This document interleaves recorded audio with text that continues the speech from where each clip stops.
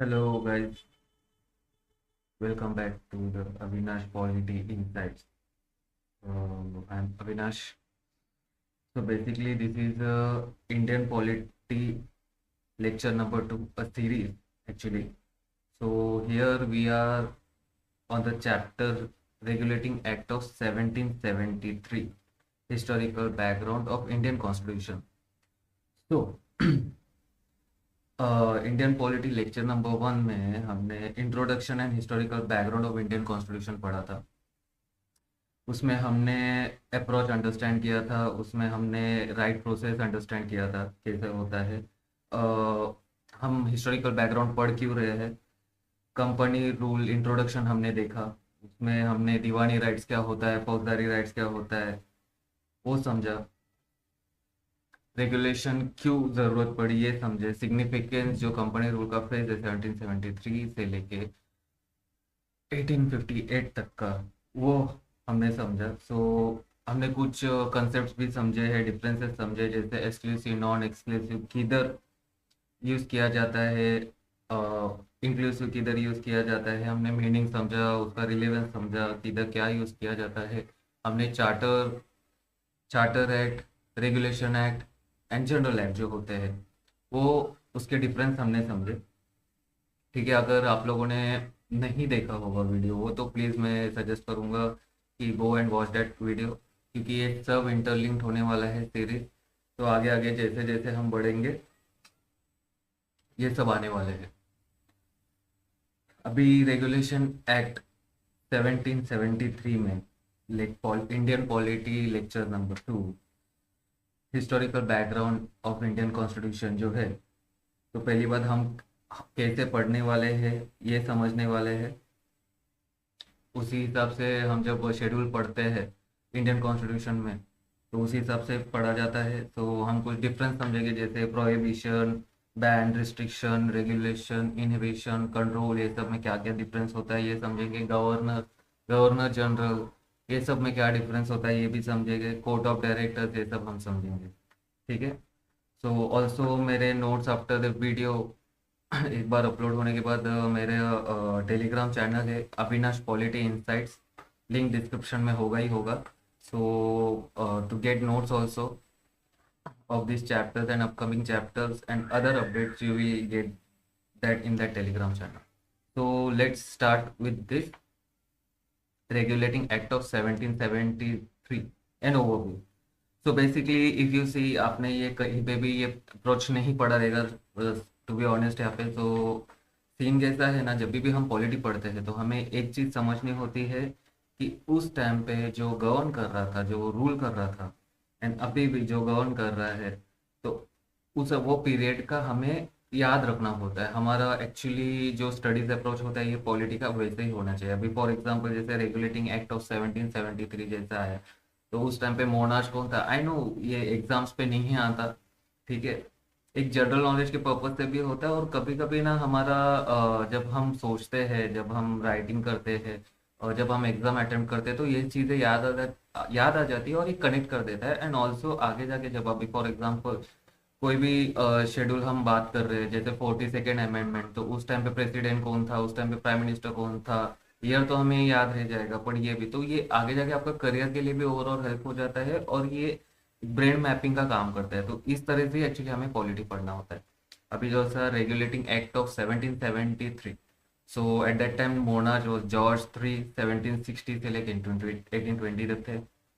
Prime minister Frederick north, ठीक है, 1772 से लेके 82। पार्टी तब भी था Tory. Governor general of Bengal Warren Hastings sorry, and 1773 से लेके 85 तक ये पर्सन था। ओके, तो इसी तरह से हमें एक्चुअली पॉलिटी पढ़ना है। ठीक है, धीरे धीरे डेवलप हो जाएगा आप लोगों का। तो ऑब्जेक्टिव क्या था इसका, the regulating Act was passed by the British Parliament to regulate the functioning of the East India Company, which had transitioned from a trading entity into a territorial power in India. This was the first direct step by the British government to supervise and control company rule. Okay, so objective उसका यही था कि एक तो ये British parliament से पास होता है, जैसे मैंने पहले लेक्चर में कहा था, जैसे चार्टर एक्ट हुआ, एक्ट आया तो पार्लियामेंट से पास हो गया। ठीक है, तो ये तो ब्रिटिश पार्लियामेंट से पास हुआ था। क्यों पास हुआ? To regulate the functioning of East India Company. ठीक है, क्योंकि कोई भी लीगल अकाउंटेबिलिटी थी नहीं। जो भी कंपनी सर्वर्स थे अपना अपना भला देख रहे थे, काफी करप्शन चालू हो गया था। इवन तो ट्रेडिंग था, ठीक है, ट्रेडिंग एंटिटी था, काइंड ऑफ दुकानदार था, जैसे मैंने आपको लेक्चर में बताया previous, so which had been transition from trading entity into a territorial power in India. ठीक है, so this was the first direct step by the British government to supervise and control company rule. Okay, so कभी भी first वगैरह ये सब polity में आता है, हिस्ट्री में आता है, सो ऑलवेज मार्क किया करो।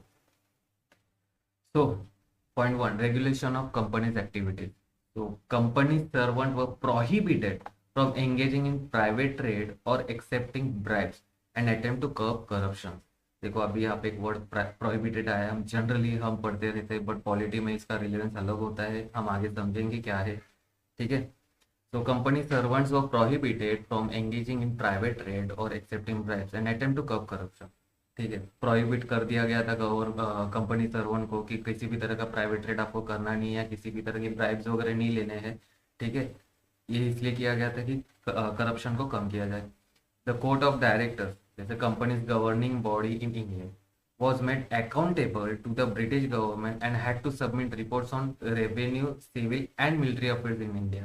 ठीक है, सो कोर्ट ऑफ डायरेक्टर्स को ये किया गया, गवर्निंग बॉडी था कंपनी का इंग्लैंड में, सो वॉज मेड अकाउंटेबल, उनको अकाउंटेबल बनाया गया to the British government and had to submit reports on revenue, civil and military affairs in India. ठीक है, administrative reforms, point two, administrative reform, the governor of Bengal was elevated to governor general of Bengal to centralize power. The first governor general of Bengal was Lord Warren Hastings. अभी यहाँ पे समझिएगा, काफी मैंने students aspirants को देखा है कि गवर्नर, अभी जैसे पॉइंट वन में हमने देखा कि कोर्ट ऑफ डायरेक्टर्स और वहाँ पे एक मिलिट्री अफेयर्स इन इंडिया है, तो पैरेलली यहाँ पे गवर्नर जनरल बना हुआ है। तो जस्ट बिकॉज ऑफ जनरल आया है तो फिर मिलिट्री अफेयर्स वगैरह का, तो ये हम आगे जाके समझेंगे कि ऐसा है नहीं है, क्या है एग्जैक्टली। तो गवर्नर ऑफ बंगाल जो था वो बन गए governor general of Bengal to centralise the power. तो first governor general of Bengal was Lord Warren Hastings, ये जनरल नॉलेज में आएगा। The governors of Bombay and Madras were made subordinate to the governor general of Bengal, thus establishing a centralized administrative structure for the first time. Okay, सो जो governor थे बॉम्बे और मद्रास के, ठीक है, उन लोगों को सबऑर्डिनेट बनाया गया गवर्नर जनरल ऑफ बंगाल का। क्यों? ये चीज की वजह से एक सेंट्रलाइज एडमिनिस्ट्रेटिव स्ट्रक्चर बना। कैसे बढ़ेंगे आगे? So third point is judicial provision. The Supreme Court was established at Calcutta with jurisdiction over British subject and Indian inhabitants. हम आगे पढ़ेंगे, ये चीज को समझेंगे भी। The court supreme court establish हुआ at Calcutta with jurisdiction over British subject and Indian inhabitant. The court was to apply the personal laws of the dependent, जैसे हिंदू लॉ फॉर हिंदू, शरीयत that is Islamic law for Muslims. Significance क्या था? Significance of regulating act, it marked the first intervention by the British Parliament in the affairs of East India Company. For the first time, the company's political and administrative rules were officially recognized. It laid the foundation for centralized administration in India, which would be developed further in future acts. Significance अच्छे से समझिएगा।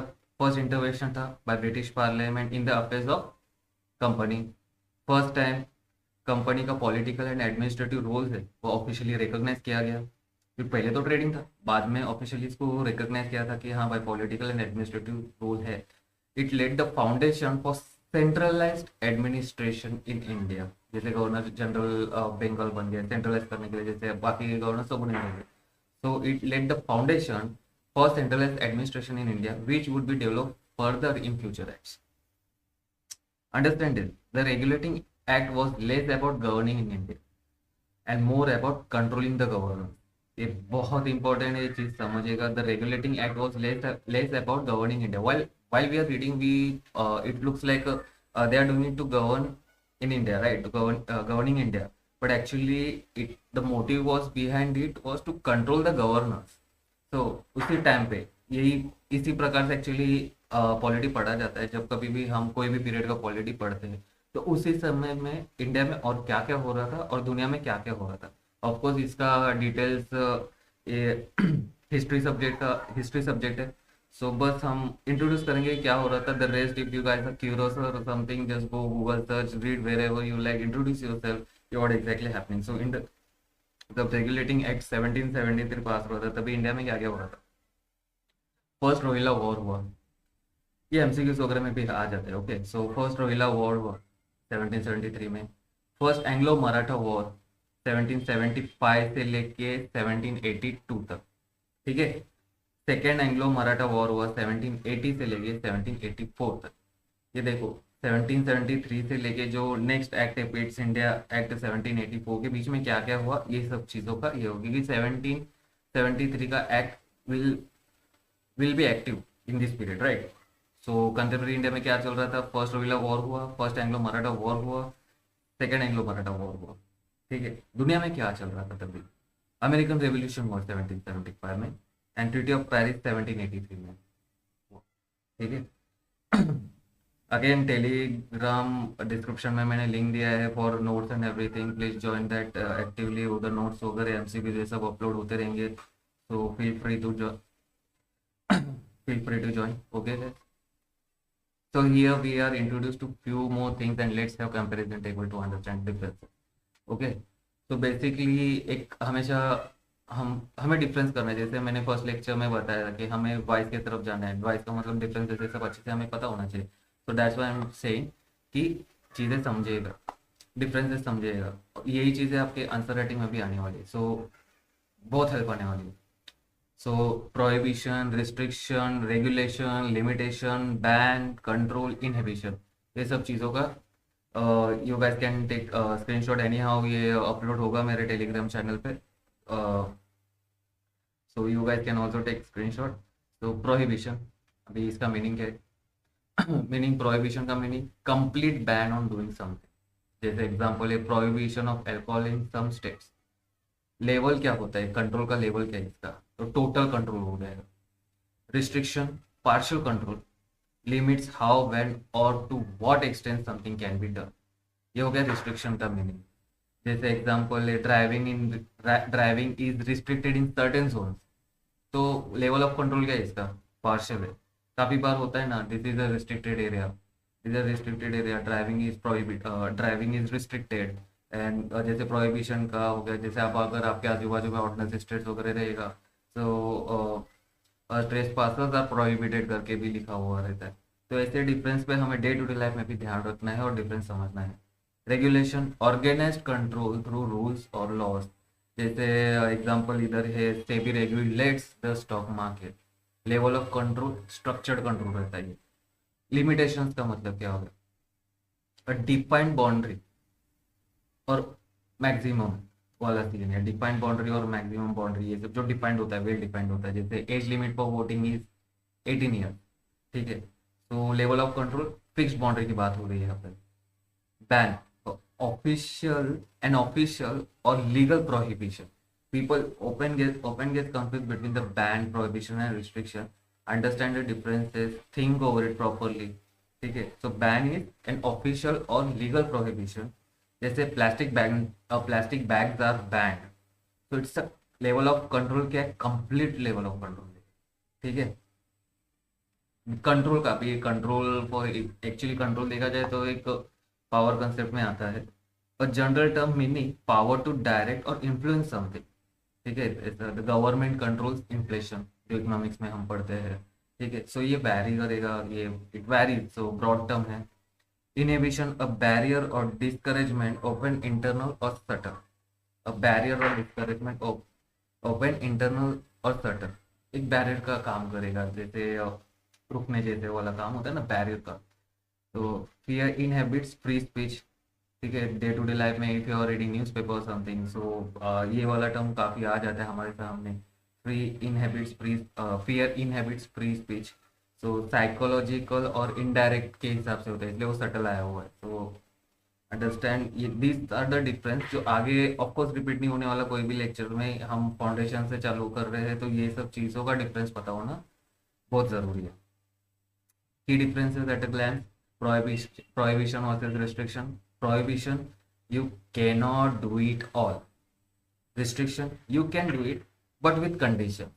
ठीक है, तो अब भी जो भी हम डिफरेंस समझेंगे, I won't explain this sentence to you what it mean, you try to interpret, इसका अर्थ निकालने का कोशिश करो।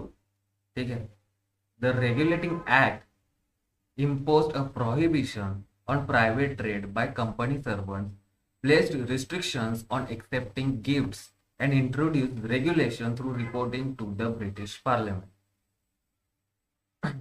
ये पढ़ो, ये 2 लाइन पढ़ो, अच्छे से इसको इंटरप्रेट करो, आपको ध्यान में आएगा। जो जो आप डिफरेंसेस समझोगे, आपका इंटरप्रिटेशन स्किल्स कैसे बढ़ेगा। ठीक है, तो let's go with some concept जो जनरली पब्लिक कंफ्यूज हो जाता है, स्टूडेंट्स एस्पिरेंट्स सब confuse. So the governor become governor general. What is general mean? Is it related to military power? ये लिटरली मुझे कोई एस्पिरेंट्स ने पूछा है, कॉज दे गेट कंफ्यूज कि हम जैसे हम डे टू डे लाइफ में हमारे डिफेंसेस में जनरल ये सब सुनते हैं, सो एक दिमाग में उनका आ जाता है कि जनरल एक। And while we are reading history also we can see the armed forces and all at that time. So एक सीन कंफ्यूज होता है। सो लाइक अरे भाई, it was meant to signify centralized administrative authority over multiple region और presidency. अगर military power होता तो commander in chief बोलेंगे हम उन्हें। The governor had political and administrative authority, not direct military command. ठीक है, the governor general had political and administrative authority, not direct military command, unless also appointed as governor general and commander in chief, which happened later but in separate post. ठीक है, तो governor भी क्या होगा? Governor was the head of a single presidency. Governor of Bihar Orissa हमने जो देखा, sorry Bombay Madras और बंगाल जो हमने देखा, the governor was the head of a single presidency like Bombay, Madras और बंगाल। ठीक है, तो गवर्नर जनरल उसके ऊपर है। तो ही मैनेज गवर्नर की बात कर रहे हैं हम। So he manage the administration of only his region. तो अगर गवर्नर ऑफ बंगाल है या गवर्नर ऑफ मद्रास है और गवर्नर ऑफ बंगाल है, तो अपने ही रीजन को ही वो मैनेज करेगा। तो गवर्नर जनरल क्या हो गया? When the British parliament wanted to centralize power, ठीक है, जैसे रेगुलेटिंग एक्ट हमने पढ़ा कि मोटिव एक्चुअली क्या था। तो when the British parliament wanted to centralize power, they upgraded the governor of Bengal to governor general of Bengal. This person had supervisory powers over the governors of other presidencies like Bombay and Madras. So the term general here means overall or universal, not military. ठीक है, think of it as the governor is equal to in charge of one region, governor general in charge of multiple governors, that is overall administrator. Day to day life में भी हम देखते हैं, जैसे governors of each state जो है, ठीक है, गवर्नर्स ऑफ ईच स्टेट का ईच स्टेट का देखते हैं, और प्रेसिडेंसी और प्रेसिडेंट उनके ऊपर लाइक दैट। ठीक है, सो रियल वर्ल्ड एनोलॉजी में हम डे टू डे लाइफ में देखते गवर्नर मतलब manager of one branch, governor general regional manager overseeing multiple branches. इस हिसाब से भी हम इसको देखेंगे। तो द कंक्लूजन क्या है? The title governor general was meant to centralize administrative power, not denote military control. Okay, so what the subordinate to the governor general mean? ठीक है, so meaning is when we say that the governors of Bombay and Madras were made subordinate to the governor general of Bengal, it means they were no longer independent in decision making and had to follow the instructions or orders of governor general. ठीक है, subordinate हो गए, उसके under आ गए। सो जो भी governor पहले independent होता था, ठीक है, गवर्नर जब थे इंडिपेंडेंट, गवर्नर जनरल बन गया तो जो सबऑर्डिनेट गवर्नर थे वो कोई भी इंडिपेंडेंट डिसीजन मेकिंग नहीं कर रहे थे। जो भी इंस्ट्रक्शन गवर्नर जनरल देगा वो फॉलो करेंगे। So before regulating act governor of Bombay and Madras independent थे। जो ऐसा आफ्टर रेगुलेटिंग एक्ट क्या होगा? Governor of Bombay, governor of Madras became subordinate to the governor general of Bengal. So why was this change made? To bring uniformity, discipline and centralized control over the British administration in India as multiple governors acting independently was leading to confusion and disorder. 3 governors है, ठीक है, independently decision लेंगे, chaos तो होगा, ठीक है। और uniformity, uni means one, okay. तो यूनिफॉर्मिटी, स्कूल में जाते हैं तो यूनिफॉर्मिटी होती है ना कि सब यूनिफॉर्म पहने, तो यहाँ this is it. So that's uniformity, discipline, and centralized control over the British administration in India, as multiple governors acting independently was leading to confusion and disorder. So एक हमने देखा what court of directors के बारे में. So what was the court of directors? So the court of directors was the governing body or board of the East India Company in London. So simple breakdown अगर हम इसका करेंगे, court here doesn't mean the judicial court like judges court and all.